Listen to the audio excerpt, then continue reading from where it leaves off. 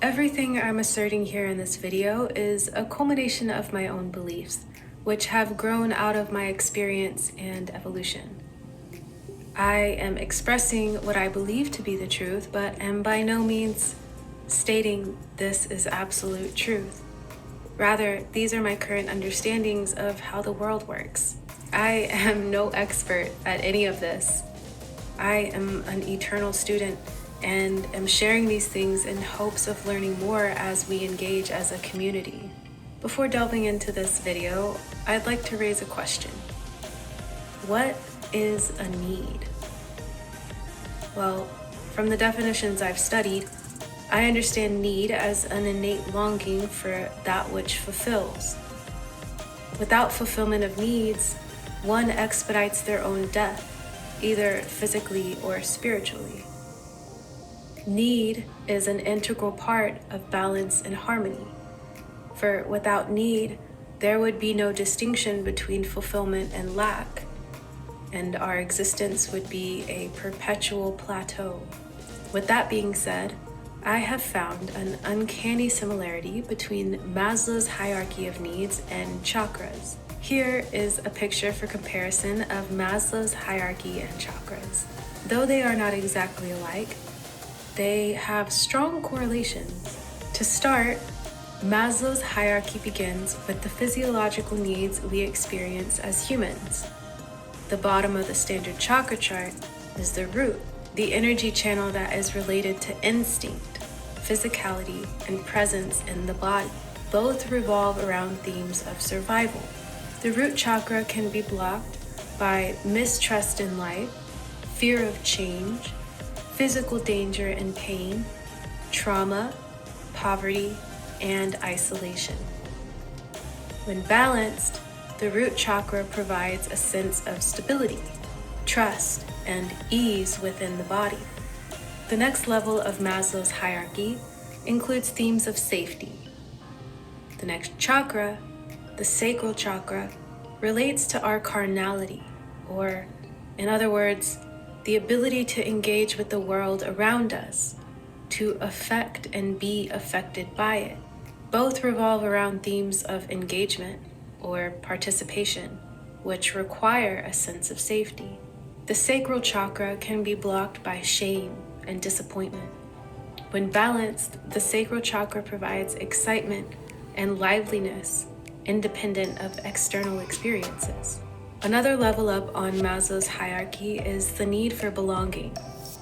This can correspond to the solar plexus chakra, through which our willpower, identity, and confidence is expressed. How we perceive our own identities will affect how our willpower is expressed and how we connect with others, how we belong. The solar plexus chakra can be blocked by a fear of failure, social pressure, experiences of rejection, and humiliation. In a balanced state, the solar plexus provides a clear sense of self, inner stability, and integrity. Next on Maslow's hierarchy is the level of self-esteem, which includes the need for individuality, mutual respect, and recognition. This level corresponds with the heart chakra, which revolves around themes of love, acceptance, compassion, and connection. The heart chakra can be blocked by abandonment and rejection, be this by another person or by one's own self in pursuit of achievement or connection with others. In a balanced state, the heart chakra is a channel for unconditional love, forgiveness, acceptance, and compassion, which creates space for healthy relationships. In my humble opinion, this is the most important chakra, which I will discuss a little later on in the video. The final level on Maslow's hierarchy is the level of self-actualization. Maslow included morality, creativity, purpose, and meaning in this level. It corresponds with the final three chakras: throat, third eye, and crown. The throat chakra relates to one's expression, communication, authenticity, and influence. It can be blocked by fear of rejection, criticism, indifference, and injustice. When balanced, it provides a channel for expression of inner truth and a flow between our inner and outer worlds. The third eye chakra relates to perception and intelligence. It can be blocked by confusion and disorientation. When balanced, it provides a channel for clear thought, understanding, access to higher knowledge, and discernment of truth. The crown chakra relates to transcendence and connection with consciousness and the infinite source of life. It can be blocked by obsession with what cannot be known, by the desire to leave this world behind, as well as by the fear of death. When balanced, it provides a channel for spiritual union, unity, and oneness. Here is a table of the chakras, which I pulled from 7wisdoms.org. I've linked the website below if you'd like to dig deeper into information about chakras. With these comparisons laid out, I'd like to share my own ideas about desire, need, and how they affect our outer expressions and creativity.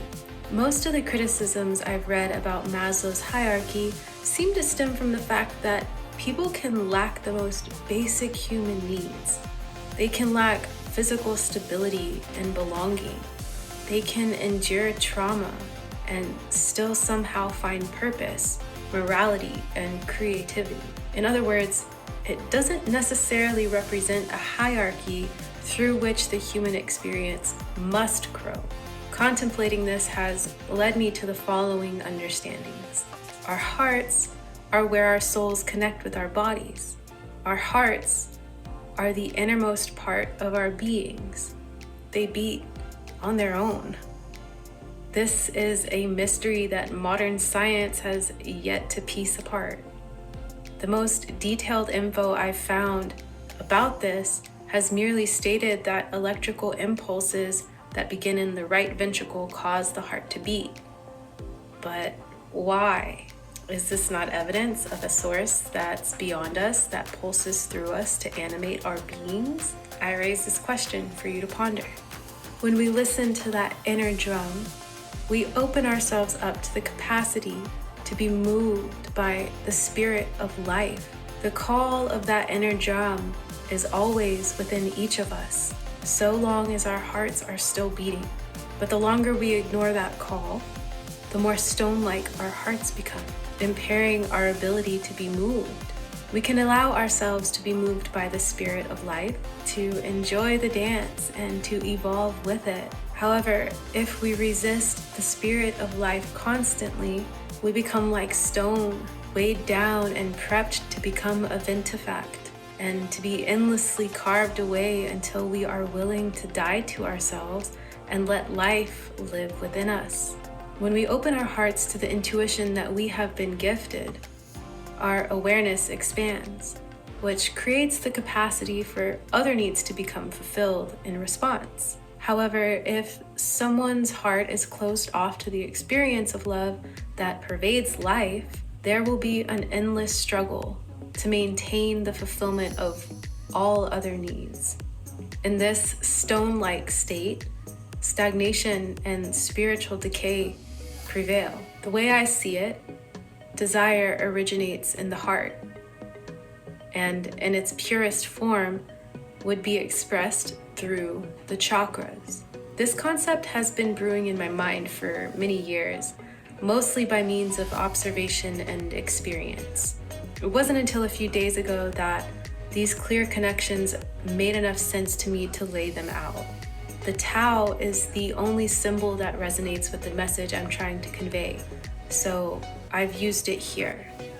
I created a diagram to demonstrate my current understanding of the human experience. To start, our hearts are our connection to life itself. So the heart chakra is the true source of energy within us that must filter through all other chakras to be expressed outwardly. The heart is what electrifies us into being.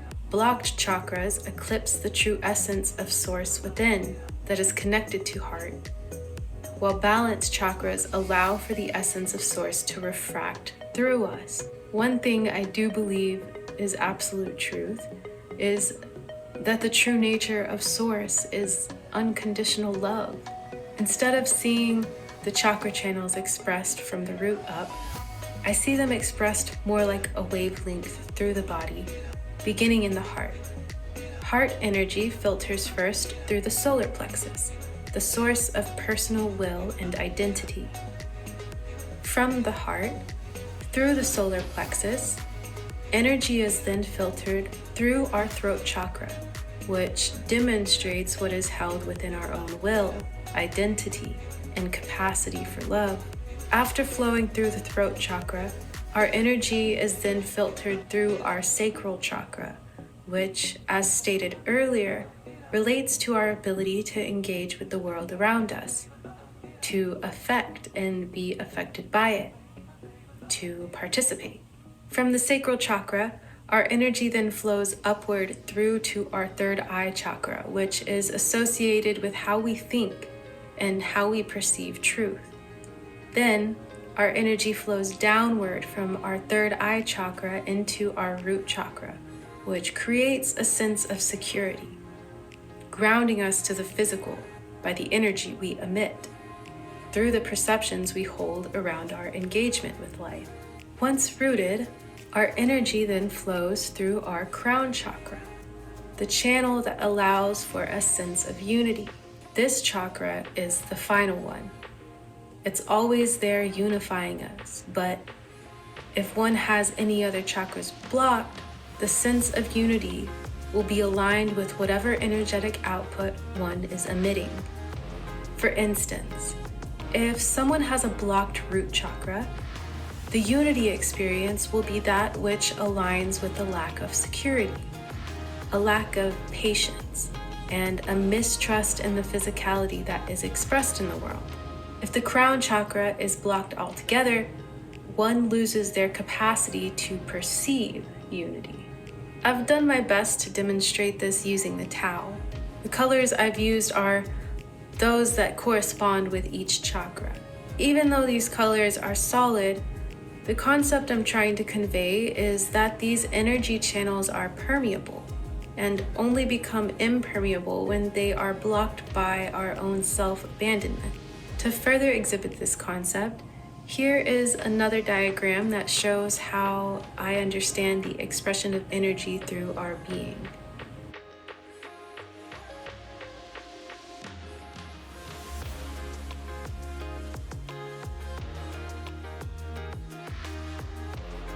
There is so much more I'd like to explore in regards to this concept, but before I delve deeper, I need a bit more time to play with these clarified perceptions. I'd love to hear what you think about the concepts I presented in this video. So if you're up for it, I encourage you to share your thoughts and or questions in the comments below. For now, I'm off to enjoy life and contemplate some more. So until we meet again, please be mindful of what does and doesn't serve your highest good. Be kind, stay balanced, and I will see you in the next one.